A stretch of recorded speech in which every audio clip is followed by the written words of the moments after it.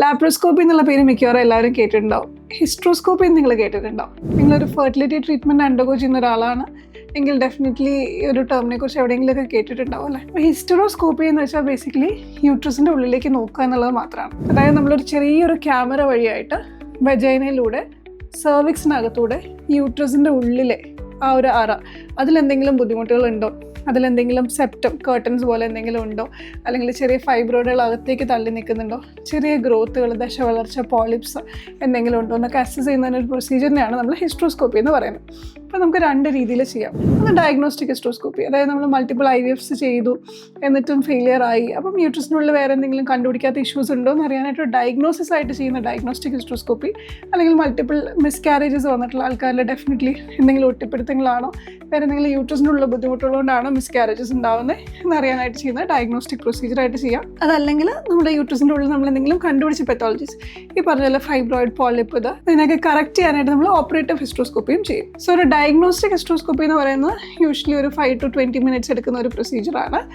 Based on നമുക്ക് fibroids ഒക്കെ ആണെങ്കിൽ മേബി നമുക്കൊരു കുറച്ചും കൂടി ടൈം എടുക്കുന്ന ഒരു പ്രോസസ്സ് ആയിരിക്കും. സോ നമ്മുടെ ഇൻഫെർട്ടിലിറ്റി പ്രാക്ടീസിൽ ഹിസ്ട്രോസ്കോപ്പി വളരെ കോമൺലി ചെയ്യുന്ന ഒരു പ്രൊസീജിയർ ആയതുകൊണ്ട് ഇതിനെക്കുറിച്ച് ഒത്തിരി ക്വയറീസ് നമുക്ക് കിട്ടാറുണ്ട്. മോസ്റ്റ് കോമൺലി കേൾക്കുന്ന കുറച്ച് ക്വയറീസ് നമുക്ക് പ്രാക്ടിക്കലായിട്ടൊന്ന് അഡ്രസ്സ് ചെയ്താൽ, അപ്പോൾ നമുക്ക് യൂഷ്വലി കിട്ടുന്ന കുറച്ച് ക്വയറീസ് നമുക്കൊന്ന് അഡ്രസ്സ് ചെയ്യാം.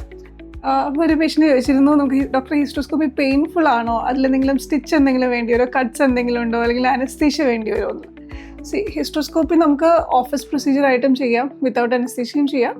ഇല്ല നമുക്ക് എന്തെങ്കിലും കറക്ഷന് വേണ്ടിയിട്ട് ചെയ്യുകയാണെങ്കിൽ നമ്മൾ യൂഷ്വലി അണ്ടർ അനസ്തീഷ്യ ഒരു ഷോർട്ട് GL ആണ് ചെയ്യുക. അപ്പോൾ പ്രൊസീജിയർ നമുക്ക് പെയിൻഫുൾ ആയിരിക്കില്ല, കട്ട്സ് ഒന്നും ഇല്ല, ബിക്കോസ് നമ്മൾ വെജൈനയിൽ കൂടെ നാച്ചുറൽ ഓറിഫിസ്, നാച്ചുറൽ ഓപ്പണിങ്ങിൽ കൂടെയാണ് ഇത് ചെയ്യുന്നത്. ആൻഡ് അനസ്തീഷ്യ യെസ്, നമുക്കിപ്പം ഓപ്പറേറ്റീവ് പ്രൊസീജിയർ ആണെങ്കിൽ നമ്മൾ അനസ്തീഷ്യ യൂസ് ചെയ്യും.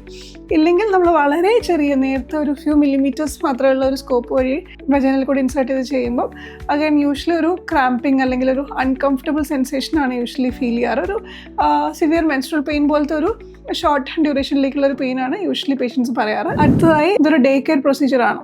യെസ്, ഡെഫിനറ്റ്ലി ഹിസ്ട്രോസ്കോപ്പി മാത്രമുള്ളെങ്കിൽ നമുക്ക് യൂഷ്വലി അതൊരു ഡേ കെയർ പ്രൊസീജിയറായിട്ട് തന്നെ ചെയ്യാവുന്നതാണ്. ഇനി പ്രൊസീജിയറിന് മുമ്പായിട്ട് ഞാൻ എന്തൊക്കെ പ്രിക്കോഷൻസ് എടുക്കണം, ഇത് എപ്പോഴാണ് ചെയ്യുന്നത്, ഇതെൻ്റെ ഫെർട്ടിലിറ്റീനെ ഹെൽപ്പ് ചെയ്യുമോ? യെസ്, നമുക്ക് പ്രൊസീജിയറിന് മുമ്പായിട്ട് നമ്മൾ അനസ്തീഷ്യ വേണോ വേണ്ടിയെന്നനുസരിച്ച് ഫാസ്റ്റിംഗ് വേണോ വേണ്ടിയെന്നൊക്കെ നമ്മൾ ഡോക്ടർ ഡീറ്റെയിൽ ആയിട്ട് ഡിസ്കസ് ചെയ്യും. പിന്നെ നിങ്ങൾ വേറെ എന്തെങ്കിലും മെഡിസിൻസ് എടുക്കുന്നുണ്ട്, എന്തെങ്കിലും ആൻറ്റികോഗുലൻസ് എടുക്കുന്നുണ്ട്, അലർജിക് മെഡിസിൻസ് എടുക്കുന്നുണ്ട്, അല്ലെങ്കിൽ നിങ്ങൾക്ക് എന്തെങ്കിലും മെഡിസിൻസിന് അലർജി ഉണ്ടെങ്കിൽ അതൊക്കെ ഒന്ന് നേരത്തെ പറയണം ഫോർ അനസ്തീഷ്യ കൺസേൺസ്. പിന്നെ നമ്മൾ യൂഷ്വലി ഇത് ചെയ്യുന്നത് നമ്മുടെ പീരിയഡ്സ് വന്ന് നിന്നതിന് ശേഷം ഓവുലേഷൻ നടക്കുന്നതിന് മുമ്പുള്ള ഒരു ടൈമിലാണ്. കാരണം ആക്റ്റീവ് ബ്ലീഡിംഗ് ഉള്ള ടൈമാണ്.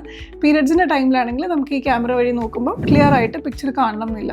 ആൻഡ് ഓൾസോ ഓവുലേഷനൊക്കെ കഴിഞ്ഞ് യൂട്രസിൻ്റെ ലൈനിങ് വളരെ തിക്കായിട്ടുള്ള ടൈമിൽ സിമിലർലി നമുക്ക് ആ ഒരു ഫ്ലഫി ആയിട്ടുള്ളൊരു യൂട്രസിൻ്റെ ലൈനിങ് കാരണം നമുക്ക് എന്തെങ്കിലും ചെറിയ ഇഷ്യൂസ് ചിലപ്പോൾ മിസ്സായി പോയേക്കാം.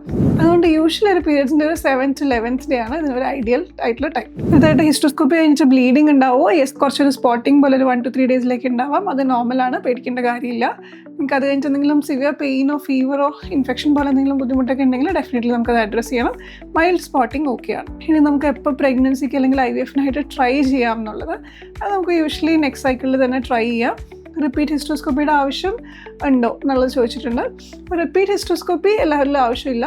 നമുക്ക് വളരെയധികം ഒറ്റപ്പെടുത്തങ്ങൾ, സിഗ്നിഫിക്കൻ്റ് ആയിട്ടുള്ള അഡീഷൻസ് ഉണ്ടായിരുന്നെങ്കിൽ മാത്രം വളരെ സെലക്റ്റഡ് ആയിട്ടുള്ള ചില പേഷ്യൻസിൽ മാത്രം നമ്മൾ ഒന്നും കൂടി ഒരു ഹിസ്ട്രോസ്കോപ്പി ചെയ്ത് നോക്കേണ്ട ആവശ്യം ചിലപ്പോൾ വന്നേക്കാം. ഇതുപോലത്തെ ഗൈനക്കോളജി, ഫെർട്ടിലിറ്റി റിലേറ്റഡ് ആയിട്ടുള്ള ഏതെങ്കിലും ടോപ്പിക്സ് നിങ്ങൾക്ക് അഡ്രസ്സ് ചെയ്യണം എന്നുണ്ടെങ്കിൽ please do comment below. Will try to cover it in the next few sessions.